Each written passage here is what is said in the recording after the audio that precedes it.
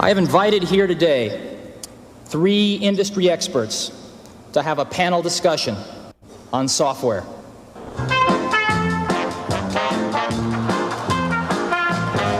And now, ladies and gentlemen, the Macintosh software dating game.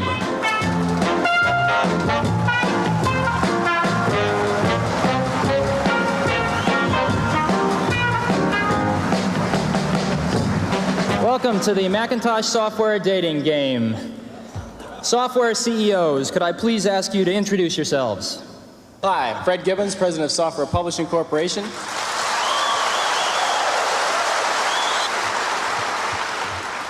Hi, I'm Mitch Kapor, President of Lotus. We do a product called 123. My name is Bill Gates. I'm Chairman of Microsoft. And during 1984, Microsoft expects to get half of its revenues from Macintosh software.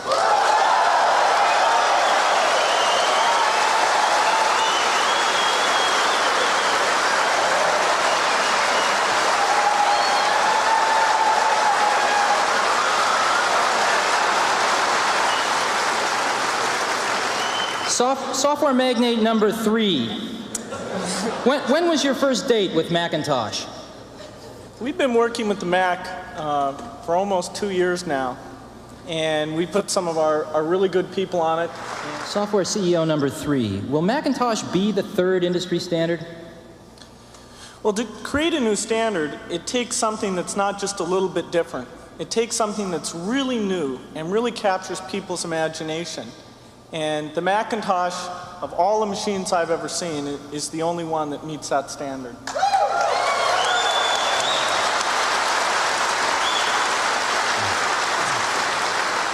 Software CEO number 3. Describe your ideal relationship with Apple. Well, we'll be selling our software independently, so the key thing is that Apple gets a lot of consistent standard machines out there quickly. Well, sorry, Steve, time's up. We'd like to give Steve a few moments to decide today's winner.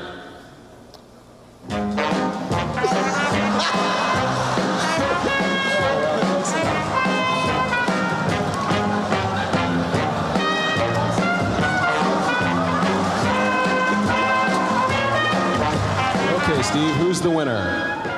Apple's are red, IBM's blue. If Mac's going to be the 3rd milestone, I need all of you.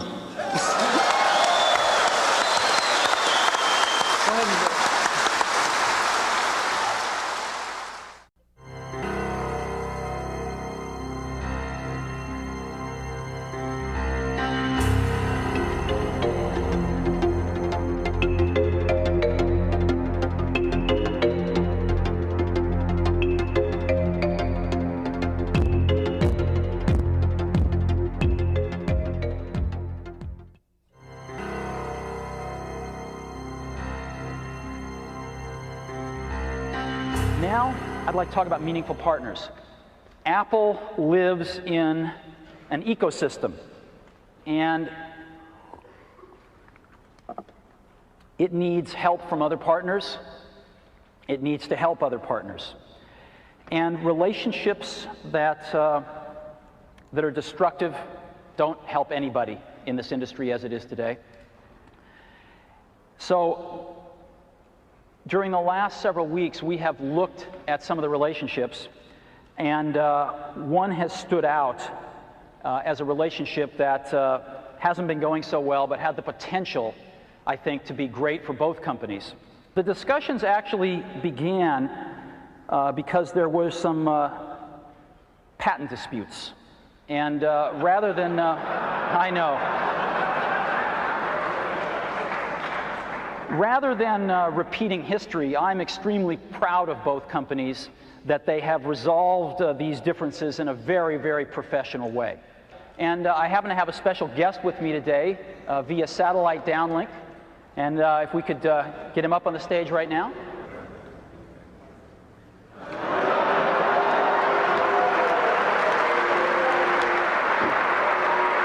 Some of the most exciting work that I've done in my career has been the work that I've done with Steve on the Macintosh.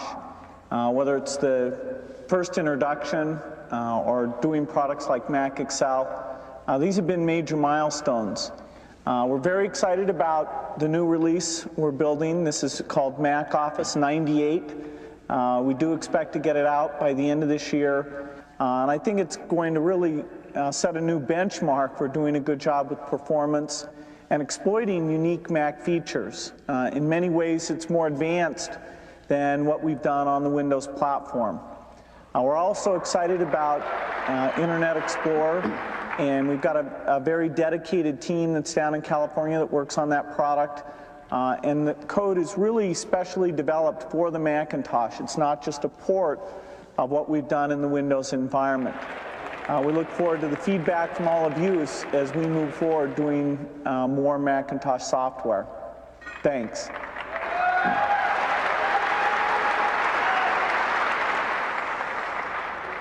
The era of setting this up as a competition between Apple and Microsoft is over as far as I'm concerned.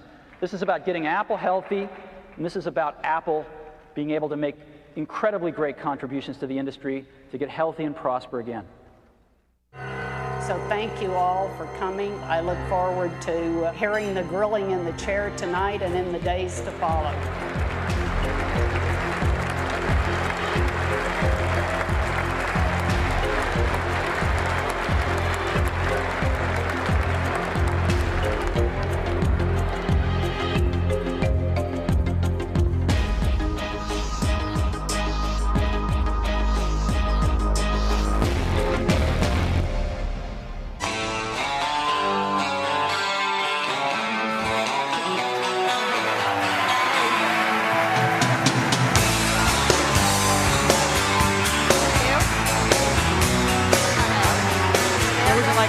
Why don't you sit here? Bill can sit here. Well, thank you. Before we get started, I think there were some pioneers. Of course, we have the pioneers here on stage, but there were some other really important pioneers in the video we just saw, and a couple of them are here in the audience. So, Mitch Kapor, who is a regular at D, could you just stand up and wherever you are? There he is.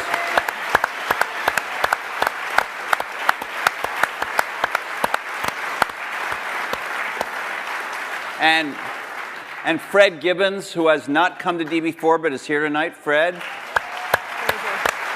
There's Fred. Right there.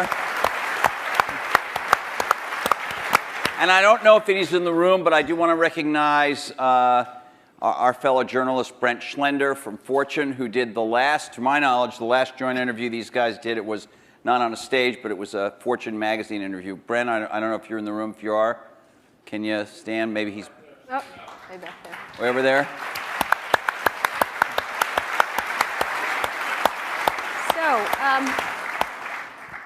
So let's get started. I wanted to ask, there's been a lot of like mano a mano catfight kind of thing in a lot of the blogs and the press and stuff like that. And we wanted to, the first question I was interested in asking is what you think each has contributed to the computer and technology industry, starting with you, Steve, for Bill, and vice versa. Well, Bill built the first software company in the industry. And I think he built the first software company before anybody really in our industry knew what a software company was, except for these guys. And that was huge. That was really huge. And the business model that they ended up pursuing turned out to be the one that worked really well, for the industry. Mm-hmm. So I think, but the biggest thing was Bill was really focused on software before almost anybody else had a clue that it was really the software. That's what I see. I mean, a lot of other things you could say, but that's the high order bit. And I think building a company is really hard. And it requires your greatest persuasive abilities to hire the best people you can and keep them at your company and keep them working, doing the best work of their lives, hopefully. And Bill's been able to stay with it for all these years. So, Bill, how about the contribution of Steve and Apple? Well, first I want to clarify, I'm not fake Steve Jobs.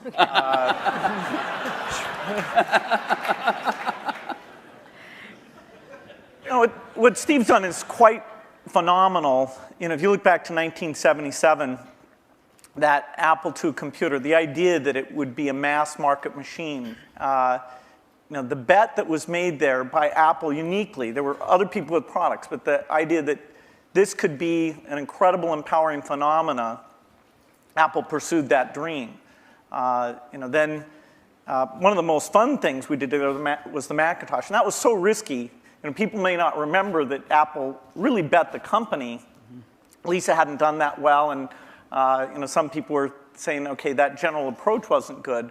But the team that Steve built, even within the company, to pursue that, even some days it felt a little ahead of its time. I don't remember that Twiggy disk drive. 128K. Yeah. The Twiggy disk drive, yes. Steve gave a speech once, which is one of my favorites, where he talked about, in a certain sense, we build the products that we want to use ourselves. And you know, so he's really pursued that with incredible taste and elegance that has had a huge impact on the industry. And his ability to always come around and figure out where that next bet should be has been phenomenal. You know, Apple literally was failing when Steve went back and reinfused the innovation and risk-taking that have been phenomenal. So the industry's benefited immensely from his work. We've both been lucky to be part of it, but you know, I'd say he's contributed as much as anyone. Well, we've also both been incredibly lucky to have had great partners that we started the companies with, and we've attracted great people. I mean, so everything that's been done at Microsoft and at Apple has been done by just remarkable people, none of which are sitting up here, you know, today. Well, not us. Well, you're sort of the not us. And You're in a way you're the stand-ins for all those other people. In a way, we are. In a very tangible way. So Bill mentioned the Apple II in 1977 and 30 years ago, and there were a couple of other computers with which were aimed at the idea that average people might be able to use them. And looking back on it, a really average person might not have been able to use them by today's standards, but it certainly broadened the base of who could use computers. I actually looked at an Apple ad from 1978. It was a print ad that shows you how ancient it was, and it said thousands of people have discovered the Apple computer. Thousands of people, and it also said, you don't want to buy one of these computers where you put a cartridge in. I think that was a reference to one of the Atari or something. I don't know. You want a computer you can write your own programs on. And so the world, and obviously people we had some very strange ads back then. We had one where it was in a kitchen, and there was a woman that looked like the wife, and she was typing in recipes on the computer with the husband looking on approvingly in the back. Yeah. Stuff like that. Yeah, how did that work for you? I don't think well. So, but just think back to, I know that you started Microsoft prior to 1977. I think Apple started the year before in 76. Microsoft in 74 was when we started writing the BASIC. And then, then we did shipped the BASIC in 75. Okay. Most people, some people here, but I don't think most people know that there was actually some Microsoft software in that Apple II computer. Do you want to talk about what happened there, or how that occurred? Yeah, there'd been the Altair and a few other companies, actually about 24, that had done various machines. But the 77 group included the PET, TRS-80, Commodore. And Commodore PET. TRS-80, and the Apple II. The original Apple II BASIC, the integer BASIC, we had nothing to do with. But then there was a floating point one where, and I mostly worked with Woz on that. Let me tell this story. So Woz, my partner, we started out with this guy named Steve Wozniak, brilliant, brilliant guy. He writes this BASIC that is like the best BASIC on the planet. It does stuff that no other BASIC's ever done. You don't have to run it to find your error messages. It finds them when you type it in and stuff. It's perfect in every way, except for one thing, which is it's just fixed point, right? It's not floating point. And so we're getting a lot of input that people want this BASIC to be floating point. And like we're begging Woz, please, please make this floating point. Who's we? How many people are in Apple? Well, me. Yeah. We're begging Woz to make this floating point, and he just never does it. You know, and he wrote it by hand on paper. I mean, you know, he didn't have an assembler or anything to write it with. It was all just written on paper, and he'd type it in. He just never got around to making a floating point. Why? Well, this is one of the mysteries of life. I don't know, but he never did. And so, you know, Microsoft had this very popular, really good floating point basic that we ended up going to them and saying, help. And how much was the, I think you were telling us earlier? That was $31,000. That Apple paid you for that. the floating point basic. And I flew out to Apple. I spent 2 days there getting the cassette. The cassette tapes were the main ways that people stored things at the time. Right. And, you know, that was fun. I think the most fun is later when we worked together. Well, what was the most fun? Tell the story about the most fun that was later. And maybe later, not the most fun. Let him talk. I'm teasing. Well, you know, Steve can probably start it better. The team that was assembled there to do the Macintosh was a very committed team. And there was an equivalent team on our side that just got totally focused on this activity. Jeff Harbers, a lot of incredible people. And we really had bet our future because on the Macintosh being successful, and then hopefully graphics interface in general being successful, but first and foremost, the thing that would popularize that being the Macintosh. And so we were working together, the schedules were uncertain, the quality was uncertain, the price. When Steve first came up, it was going to be a lot cheaper computer than it ended up being, but that was fine. So you worked in both places, in both? Well, we were in Seattle, and we fly down there. But Microsoft, if I remember correctly, from what I read, wasn't Microsoft one of the few companies that were allowed to even have a prototype of the Mac at the time? Well, what's interesting, what's hard to remember now, is that Microsoft wasn't in the applications business then. They took a big bet on the Mac because this is how they got into the apps business. I mean, Lotus dominated the apps business on the PC back then. Right. We had done just Multiplan, which was a hit on the Apple II. And then Mitch did an incredible job betting on the IBM PC, and 123 came in and, you know, ruled that part of the business. So the question was, what was the next paradigm shift that would allow for an entry? WordPerfect, we had Word, but WordPerfect was by far the strongest in word processing, DBase, and database. And Word was that was a kind of a DOS, a text. All of these products I'm saying were DOS-based products, because Windows wasn't in the picture at the time. Right. That's more in the early 90s that we get to that. And so we made this bet that the paradigm shift would be graphics interface, and in particular that the Macintosh would make that happen with 128K of memory, 22K of which was for the screen buffer, 14K was for the operating system. So it was 14K. Yeah, 14K. Yeah. The original Mac operating system was 14K. 14K that we had to have loaded when our software ran. So when the shell would come up, it had all the 128K. The OS was bigger than 14K. It was in the 20s somewhere. I see. So when we ship these computers now with, you know, a gigabyte, 2 gigabytes of memory, and nobody remembers 128K. I remember that. I remember paying a lot of money for computers with 128K in those days. So the two companies worked closely on the Mac project because you were maybe not the only, but the principal or one of the principal software creators for it, right? Is that right? Well, Apple did the Mac itself, but we got Bill and his team involved to write these applications. And we were doing a few apps ourselves. We did Mac Paint and Mac Draw and stuff like that. But Bill and his team did some great work. Now, in terms of moving forward, after you left and your company grew more and more strong, what did you think was going to happen to Apple after sort of the disasters that occurred after Steve left? Well, Apple's fate hung in the balance. We continued to do Macintosh software, and you know, Excel, which Steve and I introduced together in New York City. That was kind of a fun event. That went on and did very well. But then, you know, Apple just wasn't differentiating itself well enough from the higher volume platform. And meaning Windows, right? I mean, DOS and Windows. Okay, but especially Windows in the 90s began to take off. by 1995, Windows became popular. The big debate wasn't sort of Mac versus Windows. The big debate was character mode interface versus graphics mode interface. And when the 386 came and we got more memory and the speed was adequate and some development tools came along, that paradigm bet on GUI paid off for everybody who'd gotten in early and said, you know, this is the way that's going to go.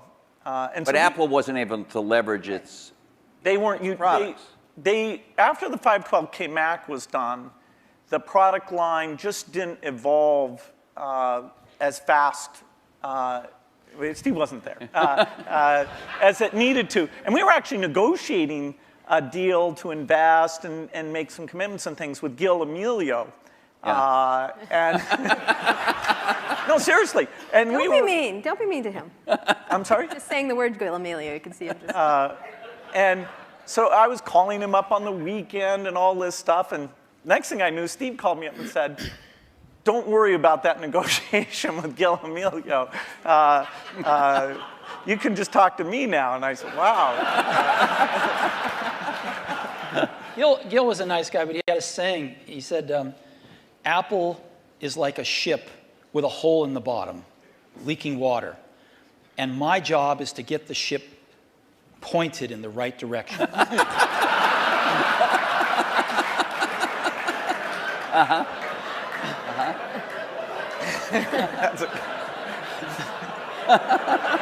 Okay.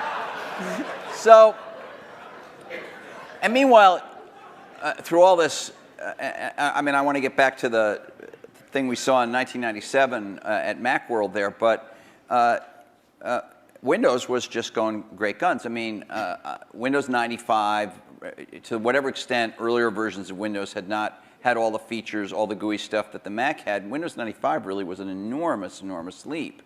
Yeah, Windows 95 is when graphics interface became mainstream and when the software industry realized, wow, this is the way applications are going to be done.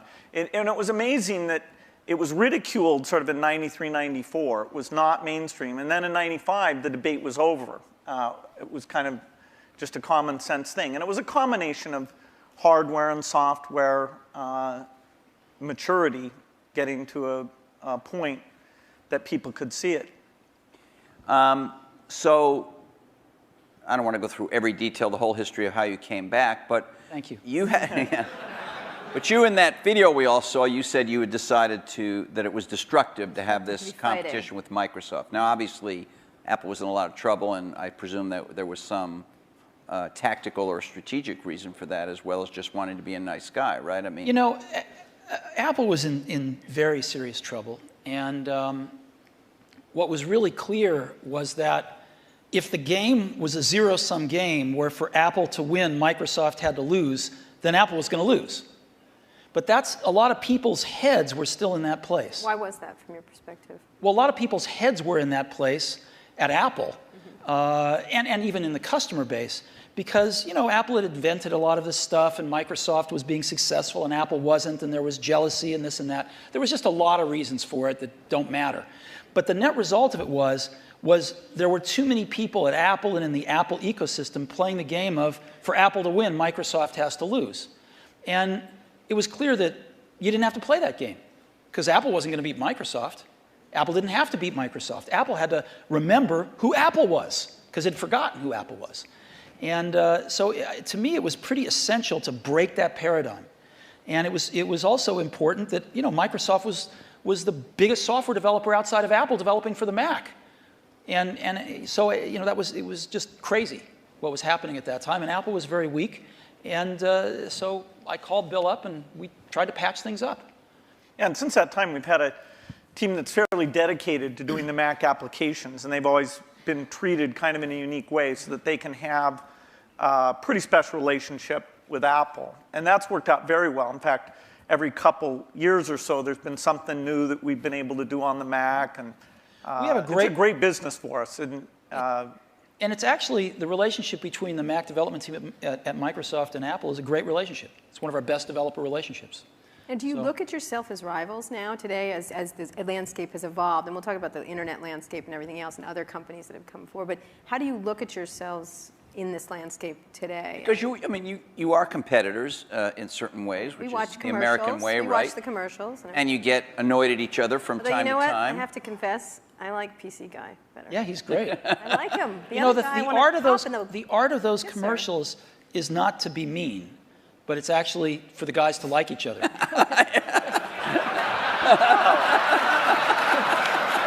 Thanks. PC Guy is great. I like He's got a big heart. His mother loves him. His mother loves him. I'm telling you. I like PC Guy totally much better. Wow. I do. I don't know why. He's endearing. The other guy's a PC Guy's what makes it all work, actually. Yeah. All right. It's worth thinking about. So how do you look at yourselves? Let me just ask you, Bill. Obviously, Microsoft is a much larger company. You're in many more markets, many more types of products than Apple is. When you were running the company, or when Steve Ballmer is running the company, you think obviously about Google. You think about, I don't know, Linux in the enterprise. You think about lots of, Sony in the game area. How often is Apple on your radar screen at Microsoft in a business sense? Well, they're on the radar screen as an opportunity, and in a few cases like the Zune, that if you go over to that group, they think of Apple as a competitor. They love the fact that Apple's created a gigantic market, and they're going to try and come in and contribute something to that. And we love them because they're all customers.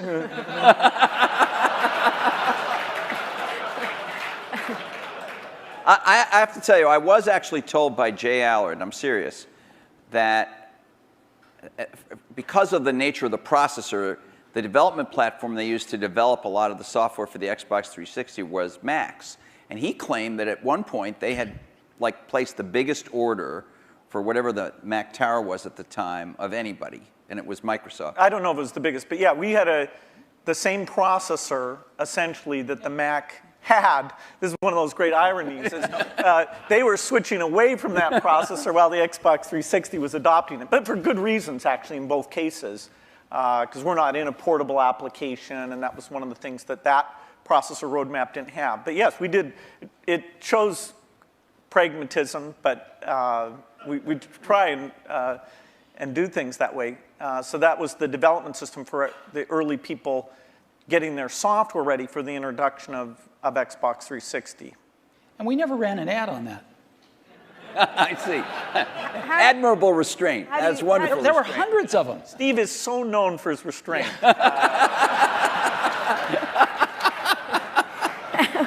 How do you look at Microsoft from an Apple perspective? I mean, you compete in computers and you could say you don't compete, the era of destructive whatever you said in 1997, but you think you're consciously aware of what they're doing with Windows. You followed Vista closely, I think. What's really interesting is, and we talked about this earlier today, if you look at the reason that the iPod exists and that Apple's in that marketplace, it's because these really great Japanese consumer electronics companies who kind of owned the portable music market for a long, invented it and owned it, couldn't do the appropriate software, couldn't conceive of and implement the appropriate software. Because an iPod's really just software. It's software in the iPod itself, it's software on the PC or the Mac, and it's software in the cloud for the store. And it's in a beautiful box, but it's software.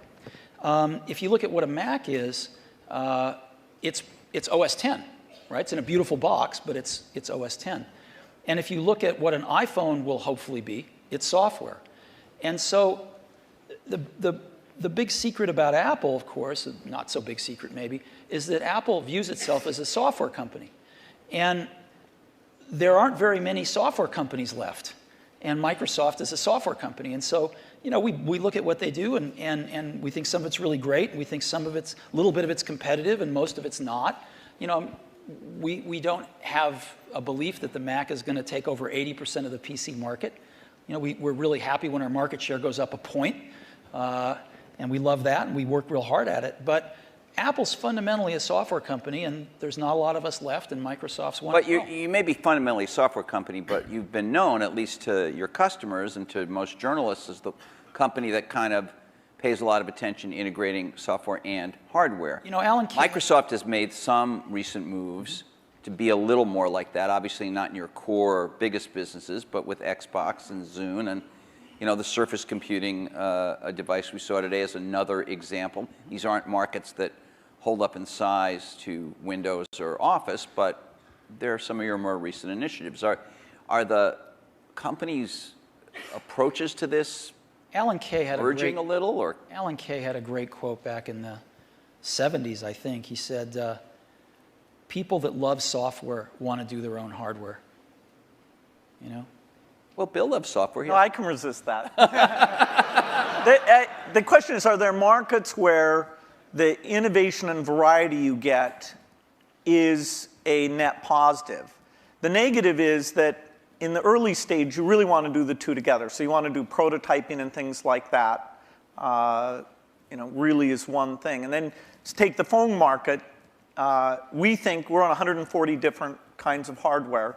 We think it's beneficial to us that even if we did a few ourselves, it wouldn't give us what we have through those partnerships. Likewise, if you take the robotics market, very undeveloped.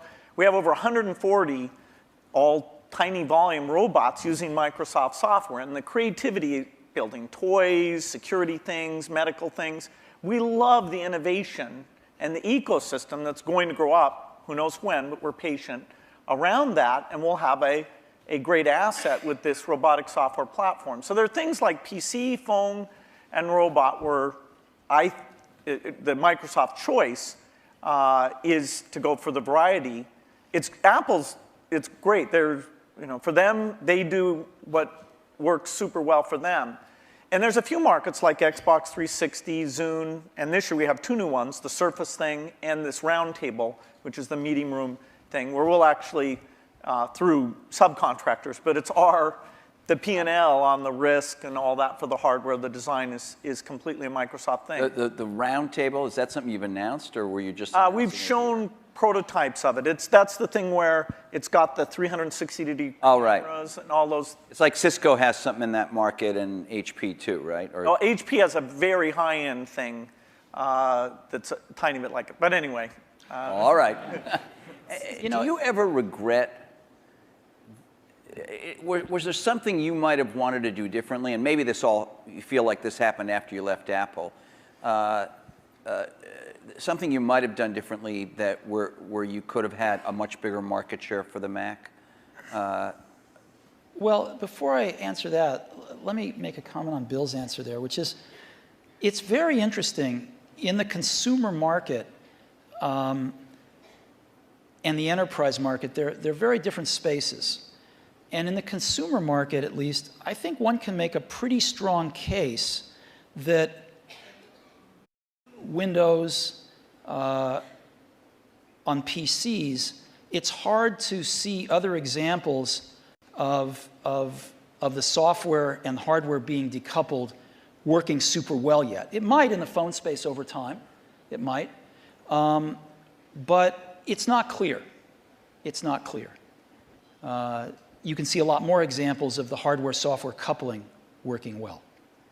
And so I think this is one of the reasons we all come to work every day, is because nobody knows the answer to some of these questions, and we'll find out over the coming years. Maybe both will work fine, and maybe they won't.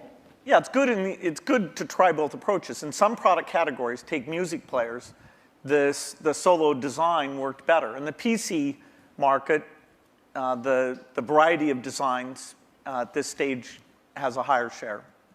It has a higher share? Yeah, it has a lot higher share. Well, it's not that much different in music players the other way around. Is there some moment you feel like I should have done this or Apple should have done that and we could have had? You stuck to this idea of these hardware-software integration, and it's working very well now. There's a lot of things that happened that I'm sure I could have done better when I was at Apple the first time, and a lot of things that happened after I left that I thought were wrong turns, but it doesn't matter. It really doesn't matter, and you kind of got to let go of that stuff and we are where we are. So we tend to look forward. And one of the things I did when I got back to Apple 10 years ago was I gave the museum to Stanford and all the papers and all the old machines and kind of cleared out the cobwebs and said, let's stop looking backwards here. It's all about what happens tomorrow. And because you can't look back and say, well, gosh, I wish I hadn't gotten fired. I wish I was there. I wish this. I wish that. It doesn't matter. And so let's go invent tomorrow rather than worrying about what happened yesterday. Let's talk about, we're going to talk a little bit about tomorrow, but let's talk about today, the landscape of how you see the different players in the market and how you look at what's developing now. What has surprised both of you since having been around for so long and still very active in everything? I mean, your companies are still critically key companies, but there are many, many companies that are becoming quite powerful. How do you look at the landscape at this moment and what's happening, especially in the internet space? I think it's super healthy right now. I think there's a lot of young people out there building some great companies who want to build companies, who aren't just interested in starting something and selling it to one of the big guys, but who want to build companies. And I think there's some really exciting companies getting built out there. Some next generation of stuff that some of us play catch up with, and some of us find ways to partner with and things like that. But there's a lot of activity out there now, wouldn't you say? Yeah, I'd say it's a healthy period. Yeah. The notion of what the new form factors look like, what natural interface can do, the ability to use the cloud, the internet, to do part of the task in a complementary way to the local experience. There's a lot of invention that the whole approach of startups, the existing companies who do research, we'll look back at this as one of the great periods of invention. I think so too. There's a lot of things that are risky right now, which is always a good sign, and you can see through them. You can see to the other side and go, yes, this could be huge, but there's a period of risk that nobody's ever done it before. Do you have an example that would, for example? I do, but I can't say. Okay. And so, but I can say when you feel like that, that's a great thing. Right. That's what keeps you coming to work in the morning, and and it tells you there's something exciting around the next corner. Okay, but so the two of you have. Certainly, you're involved every day with the internet. You have internet products. You have a whole slew of stuff on the internet.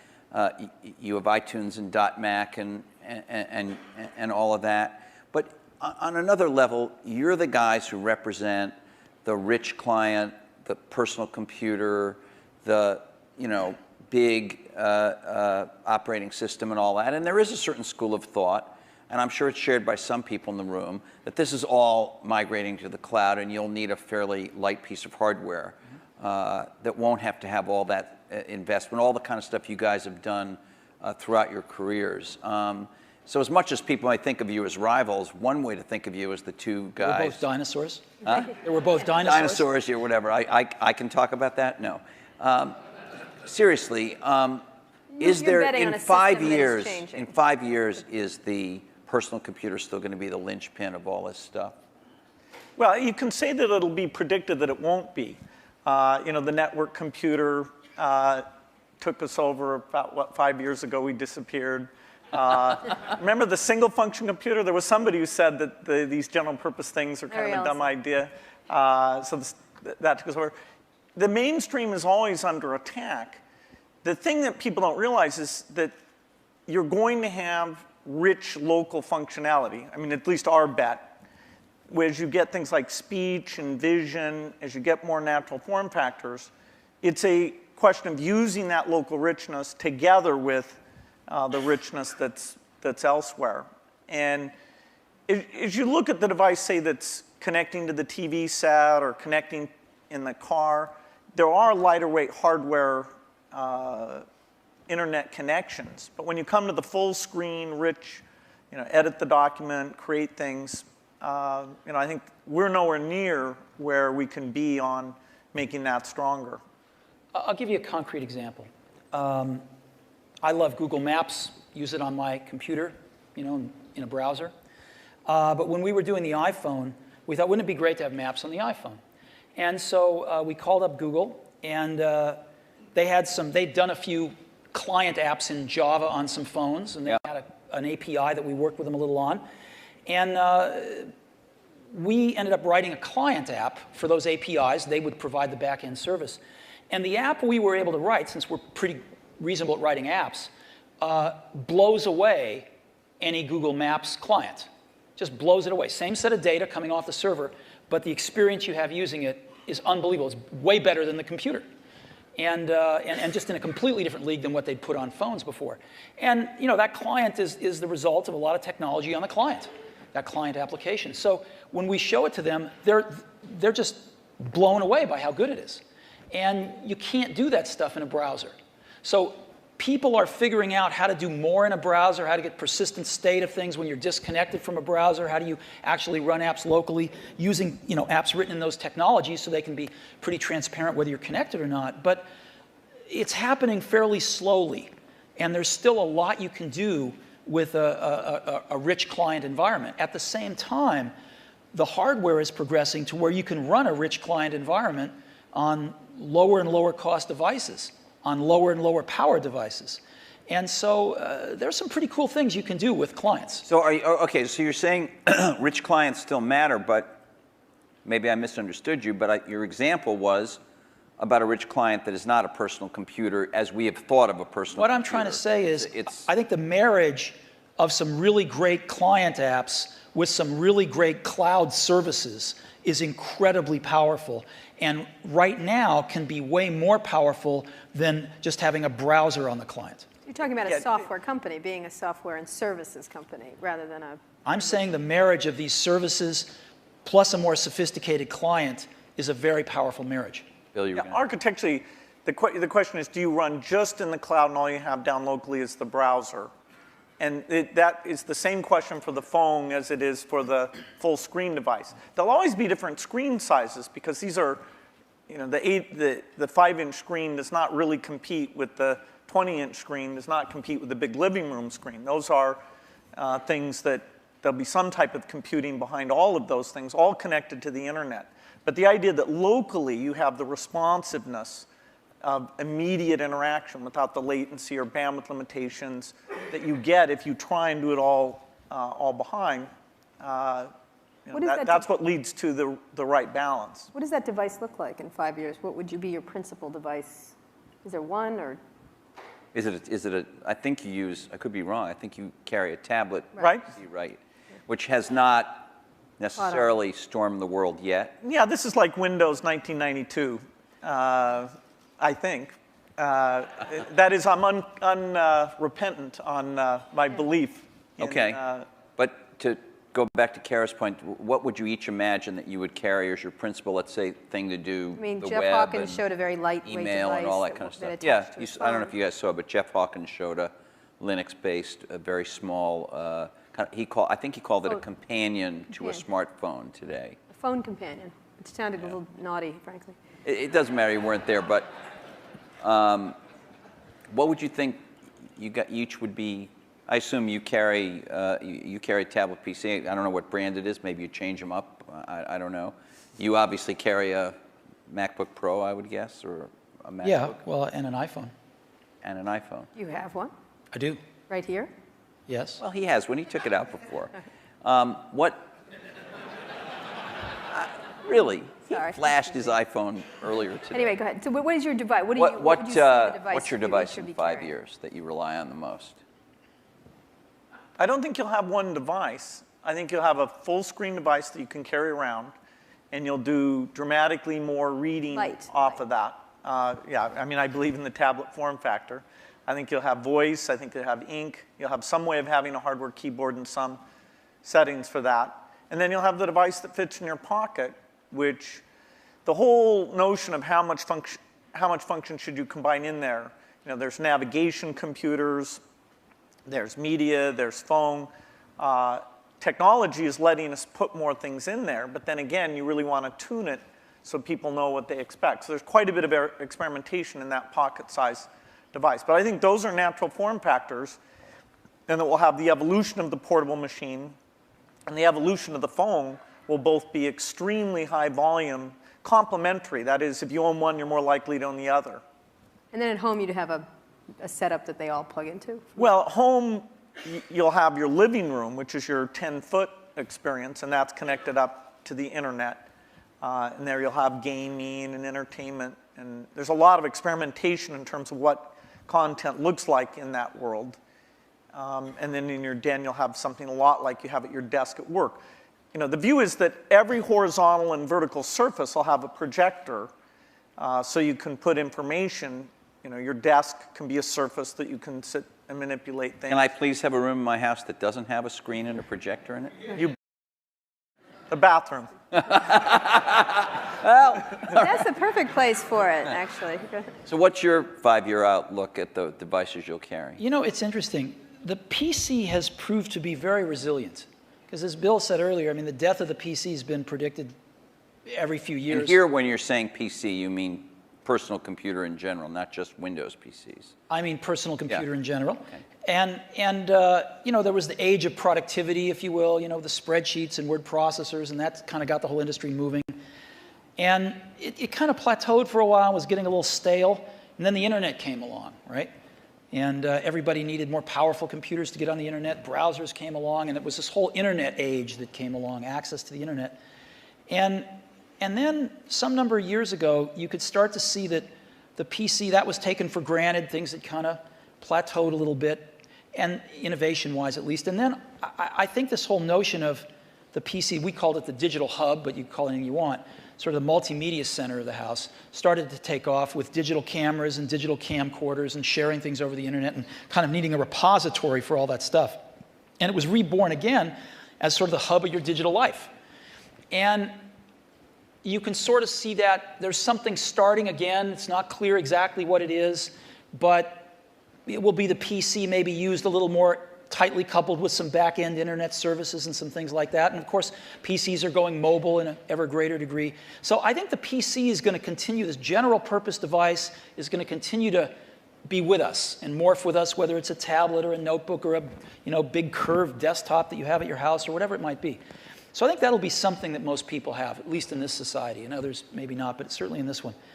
But then there's an explosion that's starting to happen in these, what you call post-PC devices, right? And you call the iPod one of them. There's a lot of things that are not... You can get into trouble for using that term. I want you to know that. What? I'm kidding. Post-PC devices. Why? People write letters to the editor. They complain about it. Anyway, go ahead. Okay. Well, anyway, I think there's just a category of devices that aren't as general purpose, they're really more focused on specific functions, whether they're phones or iPods or Zunes or what have you. And I think that category of devices is going to continue to be very innovative, and we're going to see lots of them. Give me an example of what that would be. Well, an iPod is a post-PC device. A phone is a post-PC device. Is the iPhone and are some of these other smartphones, and I know you believe that the iPhone is much better than these other smartphones at the moment, but are these things, aren't they really just computers in a different form factor? I mean, when you say we use the word phone, it sounds like... We're getting to the point where everything's a computer in a different form factor. So what? Right? So what if it's built with a computer inside it? It doesn't matter. It's what is it? How do you use it? You know, how does the consumer approach it? And so who cares what's inside it anymore? So what are the core functions of the device formerly known as the cell phone, whatever we want to call it, the pocket device? What would you say the core functions, like 5 years out, what are the core functions of that pocket device? How quickly all these things that have been somewhat specialized, the navigation device, the digital wallet, the phone, the camera, the video camera, how quickly those all come together, it's hard to chart out. But eventually, you'll be able to make something that has the capability to do every one of those things. And yet, given the small size, you still won't want to edit your homework or edit a movie on the screen of that size. And so you'll have something else that lets you do the reading and editing and those things. Now, if we could ever get a screen that would just roll out like a scroll, you know, then you might be able to have the device that did everything. Well, you know, in the very first D conference, we had these guys from E-Ink here. Yeah. I'm sure you've both talked to them. They were talking about that. That was 5 years ago. It's always 5 years out. Do you? Yes, we can't. There's some advances in projection technology that are more likely to deliver it, I think, than the flexible material guys. But it's not even on the horizon, no matter which of the two approaches are pursuing. We have some Microsoft research people who work on that, and there's a lot of investment, but it's at least in the 5-year time frame. You, 5 years from now, what's going to be on that pocket device? I don't know. And the reason I don't know is because I wouldn't have thought that there would have been maps on it 5 years ago. But something comes along, gets really popular, people love it, get used to it, you want it on there. So people are inventing things constantly, and I think the art of it is balancing what's on there and what's not on there, is the editing function. And clearly, most things you carry with you are communications devices.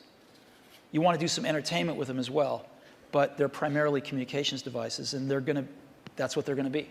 Outside of the computing area, what are the exciting areas in the internet space at all that you're looking at that you find that's interesting to each of your companies and in general for you? Any kind of social networking, any kind of the wikis, those kind of things we've talked about in the past couple of, today, essentially.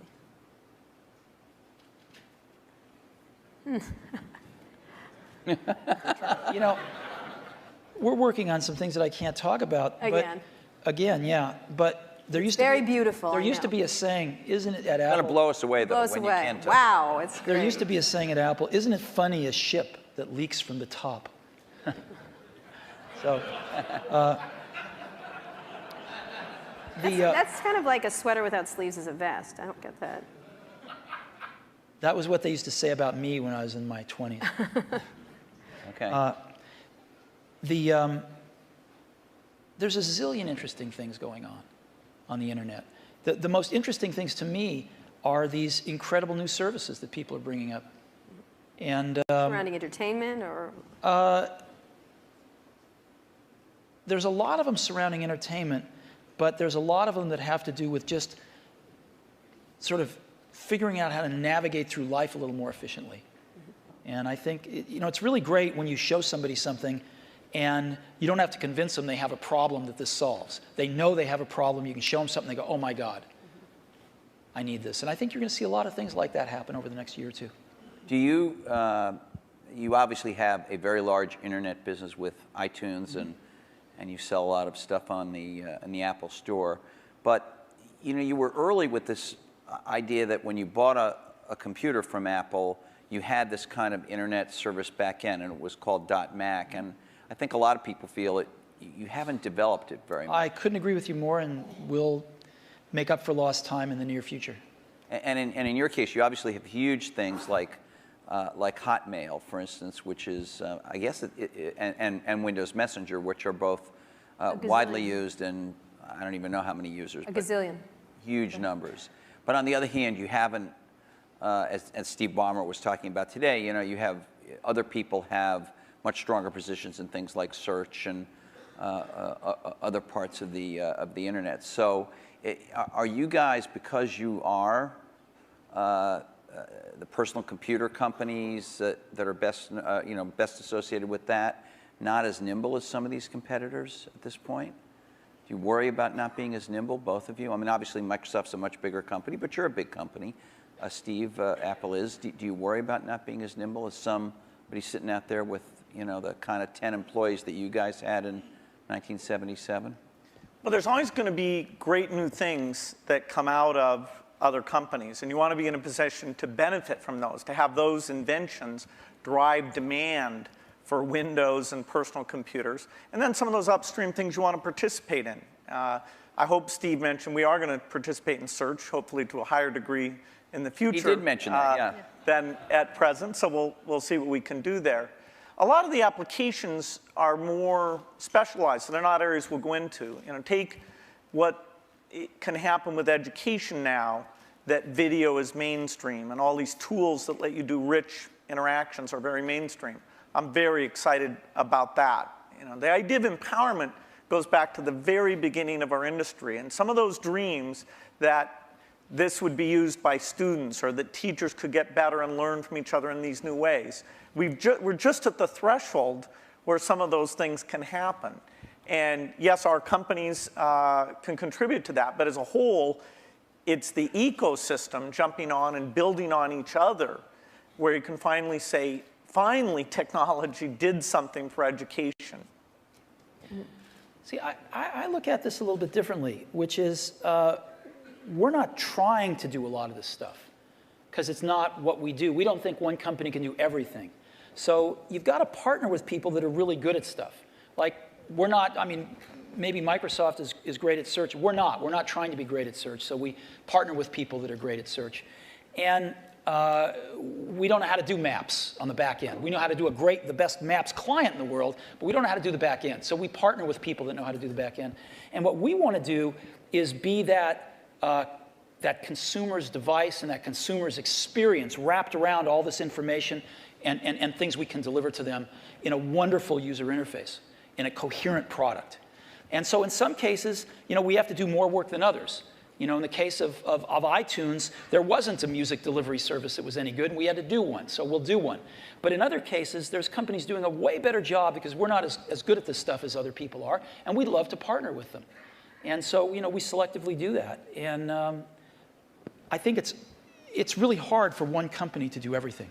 Let's talk about entertainment. Life's complex. You're both in the entertainment world. Entertainment is important to both your companies. For yours, music right now, and as you get into Apple TV, Microsoft has been within the Hollywood area. Where do you see that going in the era of YouTube? We've had a couple of network people here talking about changes that are happening in Hollywood and everything else.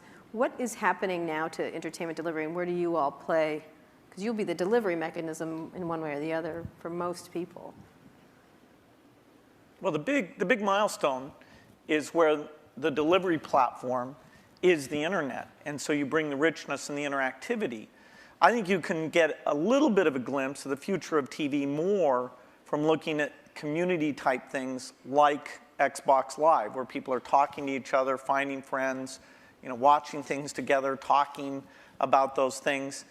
That, as you map that onto genres like educational shows or sports shows or watching the Olympics or the elections, that ability to navigate becomes very, very powerful. And we're not an entertainment company. Yes, we do Halo, which is this big video game, but by and large, we're a platform.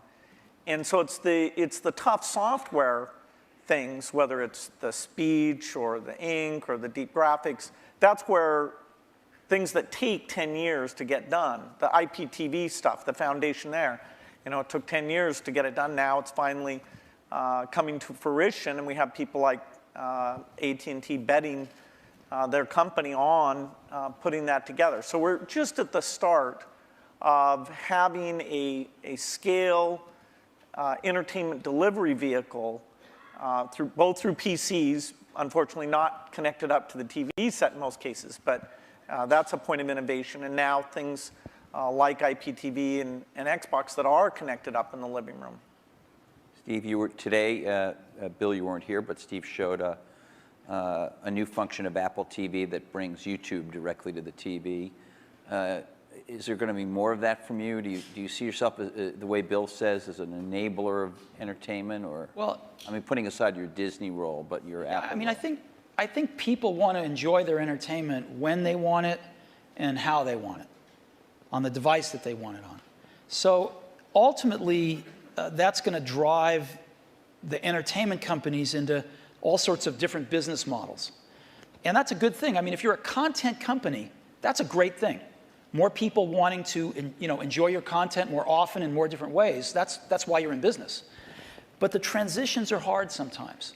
And the music industry, it turned out that the internet got fast enough to download songs pretty easily. There was no legal alternatives, and maybe they made some bad choices in how they reacted to that.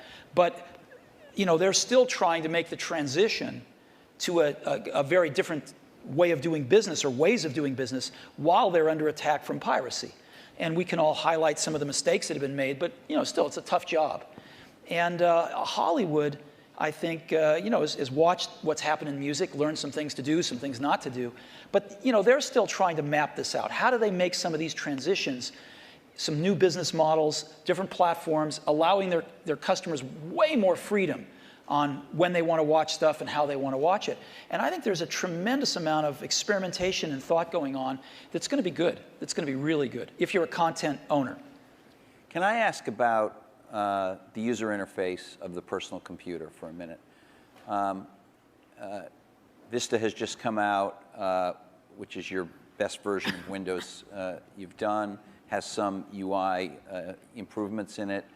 You're about to do yet another version of the Mac OS called Leopard in the fall, which, from what you've shown publicly, at least so far, has some improvements. But fundamentally, these are still the kind of file icon, folder icon, drop-down menu. I know I'm minimizing. There's a lot of other things. There's gadgets and widgets and all kinds of other cool things in there now. But you can see that it's still all built on what you started with, what Xerox did research on.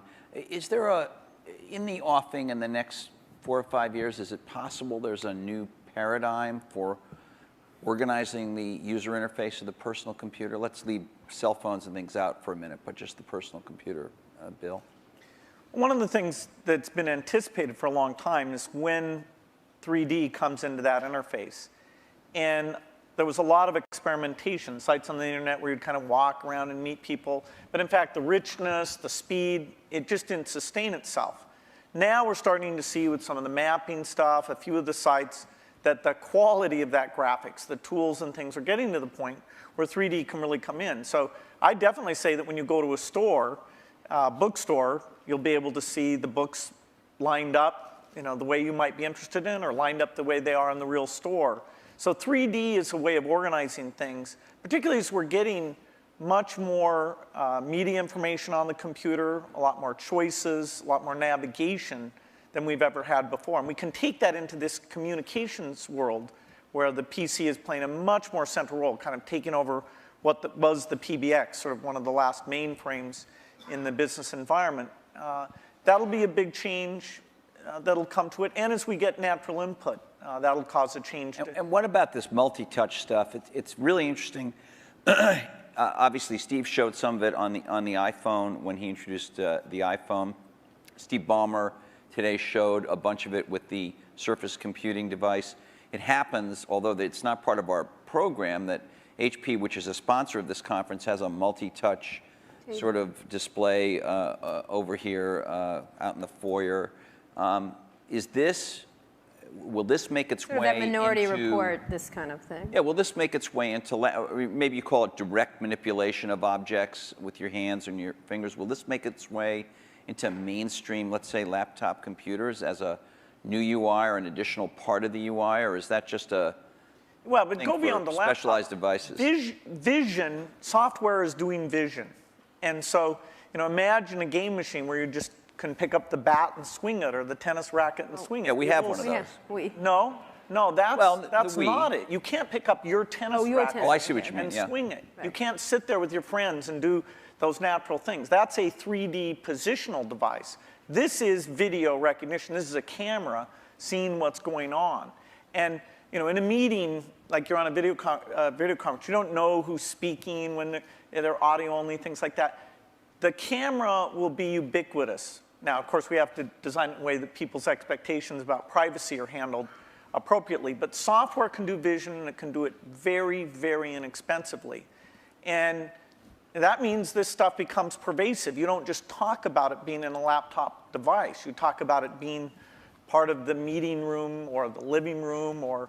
But on the laptop, the way that, maybe I'm wrong, maybe this is what we have is great and we don't need any new big radical change. But when I turn on my laptop, whether it's my Vista laptop or my Mac laptop, there have been improvements, but it's a lot like it was 10 years ago. It's much better. The graphics are better and all that. You talked about that radical change. You have the mouse. For both your companies. You have the icons you move around. You have and you talked about what a big gamble it was in '84 to do that and then follow on with Windows.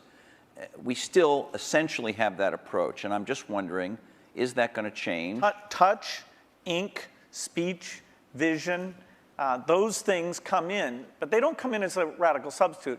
I think you're also underestimating the degree of evolution because you've lived with it year by year. You know, say we'd sent you away for 10 years and you came back and you said, wow, there's a search paradigm, and that's more at the center of how you find these things. There's tagging, that's more at the center of how you find these things. You know, the evolution is a very good thing. In fact, even in that evolution, the stuff we did with Office, there's this balance you strike where when you make a change, in that case the ribbon, you're going to have some users who feel like, oh, geez, I have to spend a little bit time to be brought along to that. You know, but there has been good evolution, but these natural interface things are the revolutionary change, and they'll be very revolutionary. That together with the 3D that I talked about. Steve? I know you're working on something. It's going to be beautiful. We'll see it soon. Yeah, you know, and you can't talk about it, but Bill discusses all his secret plans. You don't discuss any of it. I know, it's not fair, but it's, I think the question is a very simple one, which is, how much of the really revolutionary things people are going to do in the next 5 years are done on the PCs, or how much of it is really focused on the post-PC devices?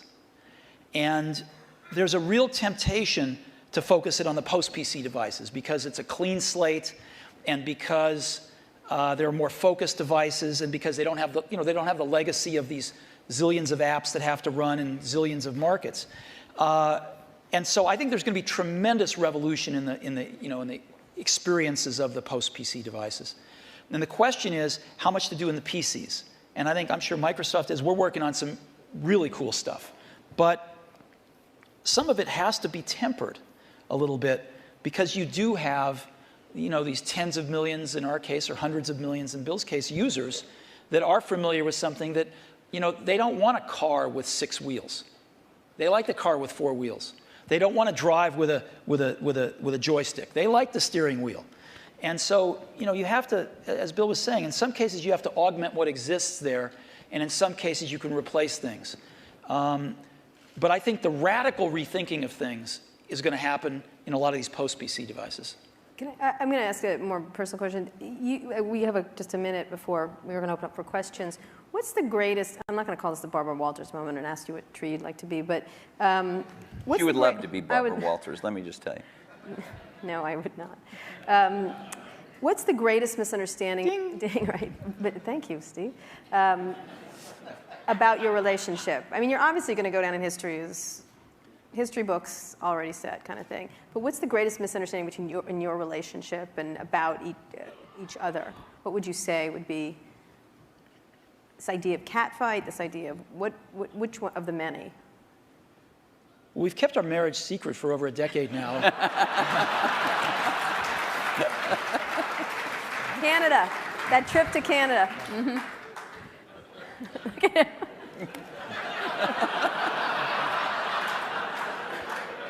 Was there? I don't think either of us have anything to complain about in general. And I know that the projects, like the Mac project, was just an incredible thing, a fun thing where we were taking a risk. We did look a lot younger in that video. We did. You look 12 in the first one. That's how I try and look. He was 12. But, no, it's been fun to work together. And I actually kind of miss some of the people aren't around anymore. People come and go in this industry. It's nice when somebody sticks around and have some context of all the things that have worked and not worked. And the industry gets all crazy about some new thing. There's always this paradigm of the company that's successful is going to go away and stuff like that. It's nice to have people seeing the waves and waves of that, and yet been willing when it counted to take the risk to bring in something new. Has it been important? One last question, and then we'll go to the audience. He didn't answer us because he just said this. I have an answer. He only talked about his secret gay marriage. Yeah. So. I thought that was your answer. No, that wasn't my answer. When Bill and I first met each other and worked together in the early days, generally we were both the youngest guys in the room. right, individually or together. I'm about 6 months older than he is, but roughly the same age. And now, when we're working at our respective companies, I don't know about you, but I'm the oldest guy in the room most of the time. And that's why I love being here. And, and so, happy to oblige. Happy to oblige. And you know, I think of most things in life as either a Bob Dylan or a Beatles song. But there's that one line in that one Beatles song, you and I have memories longer than the road that stretches out ahead. And that's clearly true here. Well, you know what? I think we should end it there. Let's just end it there. I'm going to have a little tear right here. Thank you. Thank you very much. Thank you so much. Sure. Thank you. Thank you.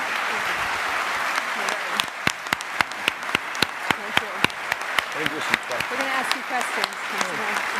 Sit down. Sit down. Oh, standing O. Thanks. Have we ever had a standing O here? No. I don't know. The toilet. No.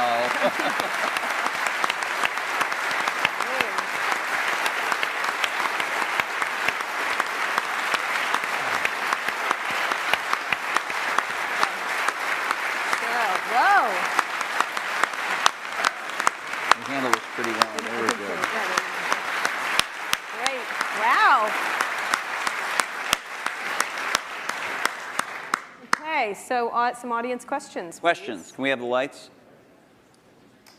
Roger Mackey Roger. from Elevation Partners. Hey guys, that was incredible. Thank you very much. We've got a big election coming up next year. I'm curious if there are any issues that you see in Silicon Valley that we all ought to be focused on communicating effectively to the next potential president of the United States. That is any common ground that we share, because it's weird. You don't actually hear any issues that people are talking about right now, and I'm curious if you guys have any in mind. Bill? Well, certainly education is one that I'd put at the top of the list.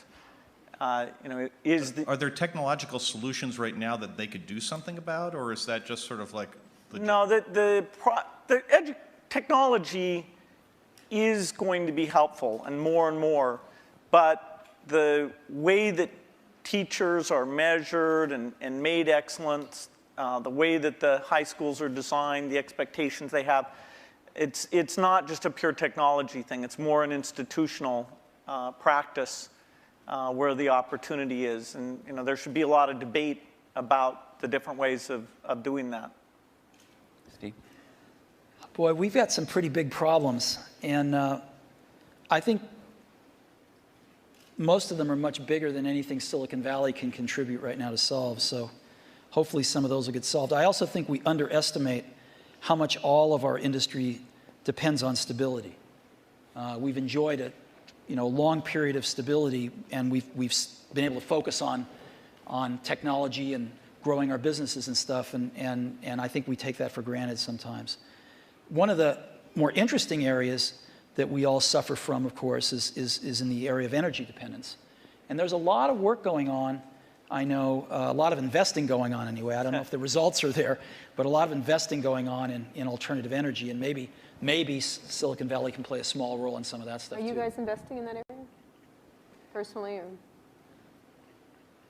Some. Which might be a lot. And you?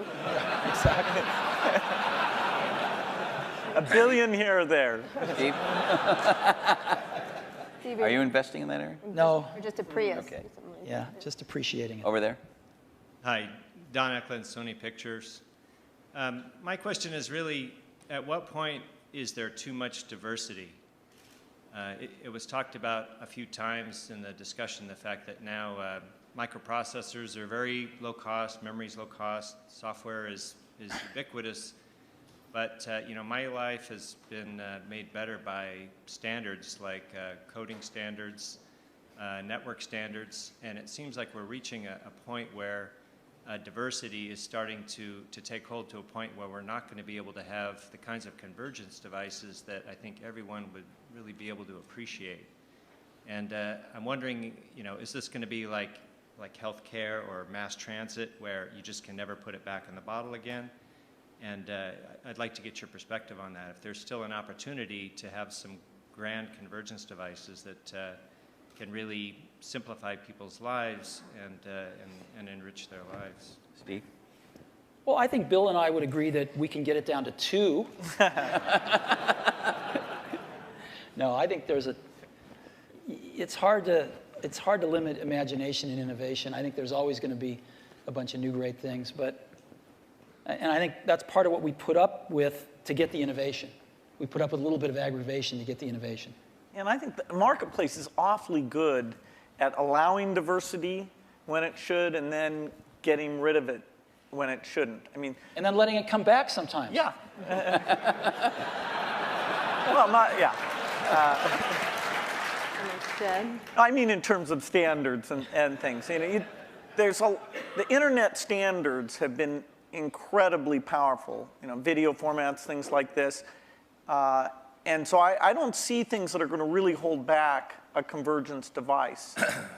You know, sure, there's a lot of wireless approaches, but that's pretty healthy right now. They each have various merits. A few of them will end up overlapping the other ones and kill the other ones out. But well, I think the industry's done very well at latching on to standards for the things that there were no longer any innovation in, and then focusing on the places where it wasn't clear which approach was best.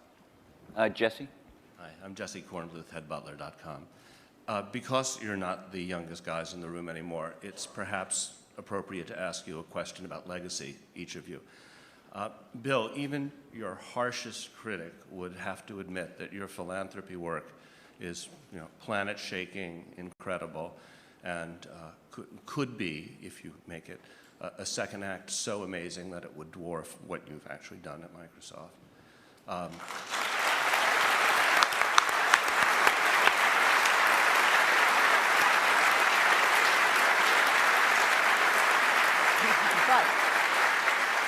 If you had to choose a legacy, what would it be? And Steve, do you look at Bill and you think, gee, that guy is so lucky. He had a company so rich with talent that he didn't have to personally, you know, come in every day and save it. And, you know, I wish I had the opportunity.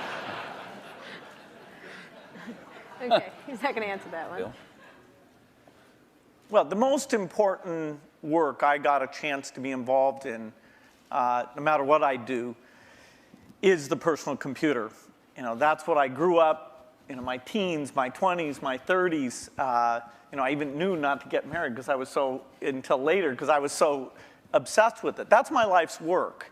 And it's lucky for me that some of the skills and resources, but I'd put skills first, that I was able to develop through those experiences can be applied to the benefit of the people who haven't had technology, including medicine, working for them. So it's an incredible blessing to have two things like that. But the thing that if you look inside my brain, it's filled with software and, you know, the magic of software and a belief in software.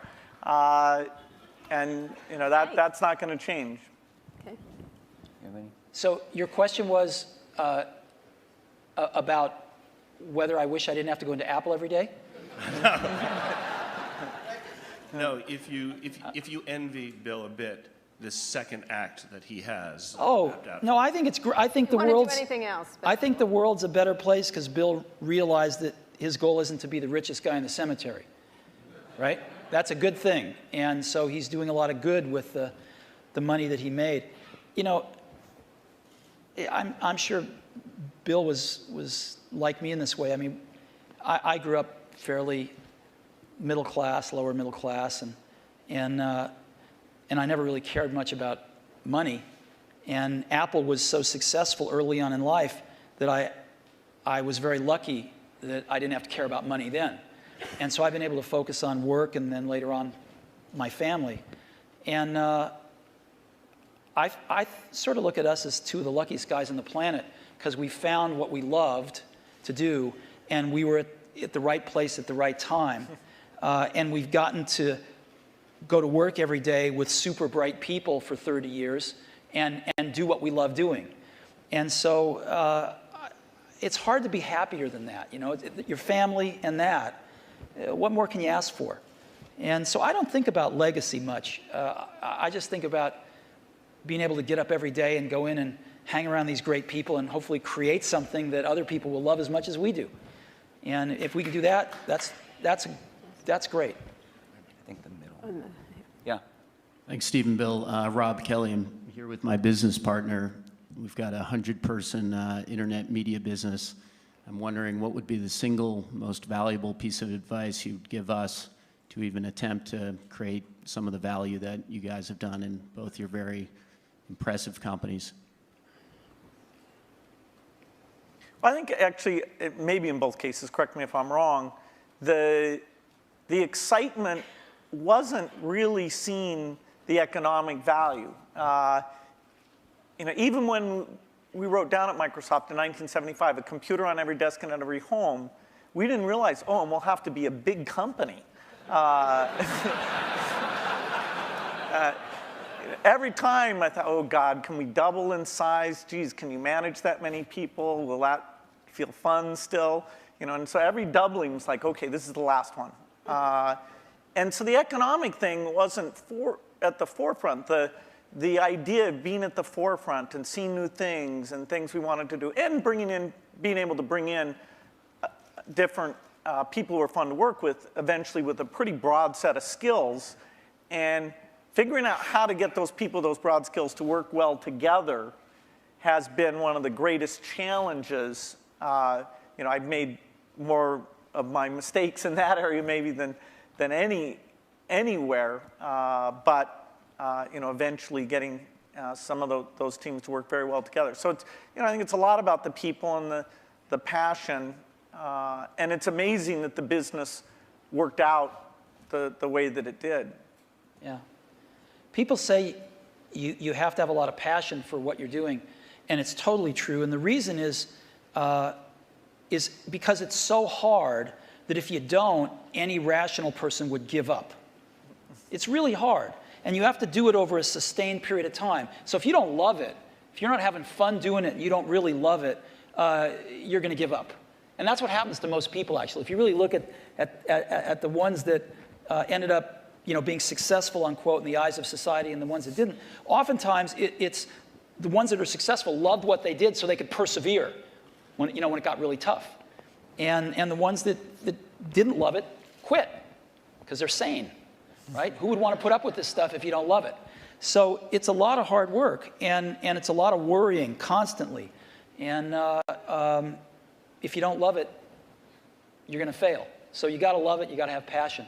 And I think that's the high order bit. The second thing is you've got to be a really good talent scout, because no matter how smart you are, you need a team of great people, and you've got to figure out how to size people up fairly quickly, make decisions without knowing people too well, and hire them, and see how you do and refine your intuition, and be able to help build an organization that can eventually just build itself.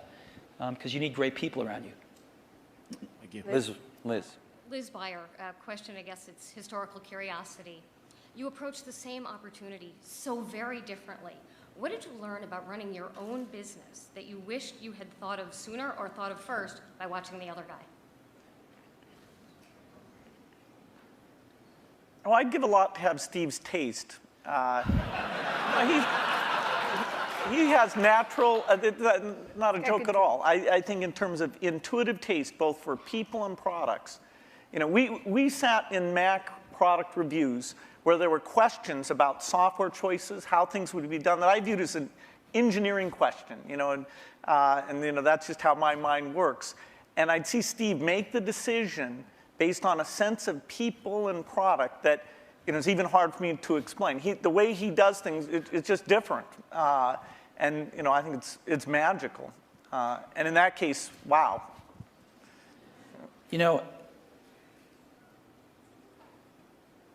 Because Woz and I started the company based on doing the whole banana, we weren't so good at partnering with people. And actually, the funny thing is, Microsoft's one of the few companies we were able to partner with that actually worked for both companies. And we weren't so good at that. As where Bill at Microsoft were really good at it because they didn't make the whole thing in the early days. And they learned how to partner with people really well. And I think if Apple could have had that, a little more of that in its DNA, it would have served it extremely well. And I don't think Apple learned that until, you know, a few decades later. Last question. Is there? This over here. I'm sorry, over here. Yeah, hi, Charlie Brenner from Fidelity Investments. In our financial services industry, we are focusing very strongly on aging and retiring baby boomers, a huge demographic. We're not that old. Oh, no, I wasn't. The question is different from what it sounds like it's going to be. But most of the innovation that we see coming from computer and internet companies is kind of youth-oriented. And I'm just wondering if there are activities going on in your companies acknowledging what's going to be happening generationally. Not true. I'll give you one example. So we started building in video cameras into almost all our computers a few years ago. And the response by people of all ages, but in particular seniors, has been off the charts. Because they're buying these things now, and they're buying them for their grandkids, their sons and daughters with their grandkids, so they can stay in touch with their grandkids, and they're video conferencing more than younger people are. And it's incredible what this has done. So that's just one simple example, but there's like dozens of them that have clicked with, you know, seniors that are living independently that want to stay in touch with extended families and do other things like that. Yeah, I think that it's a very good point when you look at the size of the market. And that's partly why it's great that there are all these companies out there who can see, okay, what would you do for seniors? I think natural user interface is particularly applicable here because the keyboard, you know, we're sort of warped in that we grew up using the keyboard, and so it's extremely natural to us. But things like, and that's partly why when we showed the Surface computer, I showed it privately to a bunch of CEOs a couple weeks ago. I was kind of stunned by how blown away they were. But their ease of navigation is just not the same. And when they saw that, the idea that they could organize their photo album, it meant more to them than it did to me. I'll give you another example. We've got a little shy of 200 retail stores now. And one of the things the stores are doing is personal training now. It's called one-to-one. And we are up to now a run rate of 1 million personal training sessions. They last an hour per year. 1 million per year. You only started a little while ago, right? Yeah. We started about a year ago. And we're up to 1 million training sessions a year run rate now. And a lot of those folks, or some of them anyway, many of them are seniors. And they're coming in and they're spending an hour learning how to use Office, and they're spending an hour learning how to video conference. And they can basically come in as much as they want, and they can schedule these things throughout a year, and they pay $99, I think, a year for it. And it's been great. Last question. Now the last question over there. We all share a common science fiction experience of, you know, the metaverse or the Matrix, where we all could communicate without being in the same place. And by the way, thank you both for providing us the best platform so far to go to chat rooms or to all go to a MySpace. It's a far cry from these things that we see on Star Trek or the holodeck. What kinds of things can you imagine that are partway there that could be much better than the 3-window iChat that we might see in the next 5 or 10 years? Well, I don't think Steve's going to announce his transporter. I want Star Trek. Just give me Star Trek. No, I think short of the transporter, most things you see in science fiction are, in the next decade, the kinds of things you'll see. The virtual presence, the virtual world that both represents what's going on in the real world and represents whatever people are interested in. This, you know, movement in space is a way of interacting with the machine. I think the deep investments that have been made at the research level will pay off with these things in the next 10 years. Steve? I don't know. And that's what makes it exciting to go into work every day. Because there's, as we talked about earlier, this is an extraordinarily exciting time in the industry. And lots of new stuff happening. So you know, I can't even begin to think of what it's going to be like 10 years from now. Great. Thank you so much. No, thank you so much. Thank you so much. It's great. It's great.